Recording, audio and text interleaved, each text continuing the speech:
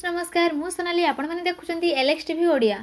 गाड़ी चालक मानक पई आसला एक नुआ नियम उभय कार एवं बाइक सह जड़ित 5टी बड़ परिवर्तन कौन रही है नियम आसंतु नजर पकाइबा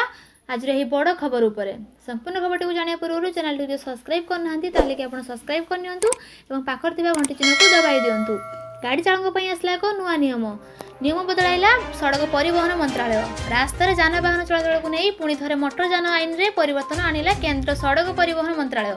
जो उभय 2 चकिया और 4 चकिया यान संबंधित नियम को कड़ाकड़ी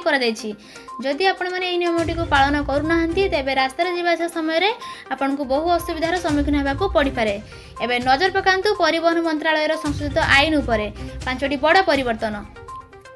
पॉल्यूशन सर्टिफिकेट जरूरी बीआईएस हेलमेट पिंधा बाध्यतामूलक गाड़ी पाई नॉमिन जरूरी मन इच्छा भड़ा नहीं पारे टैक्सी ड्राइवर मानक पाई इंश्योरेंस जरूरी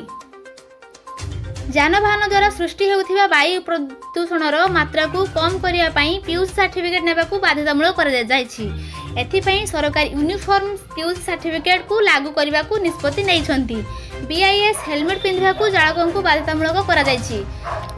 तेबे सरकार कहवा अनुसार अधिकांश गाड़ी चालक सस्ता हेलमेट व्यवहार करथिबा बेले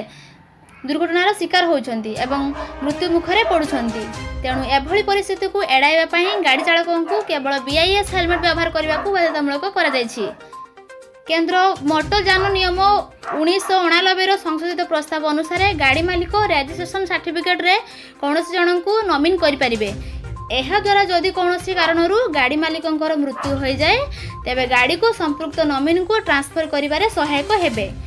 ओला और उबेर भली टैक्सी कंपनी मानक पई नुआ नियमटी मोटर यान एग्रीगेटर गाइडलाइन 2020 रे प्रकाश पाइछि सरकारक नियम अनुसार ओला और उबर भली संस्था रे काम करथिबा ड्राइवर को 12 घंटा अधिक समय शिफ्ट दे पारिबेनी मालिक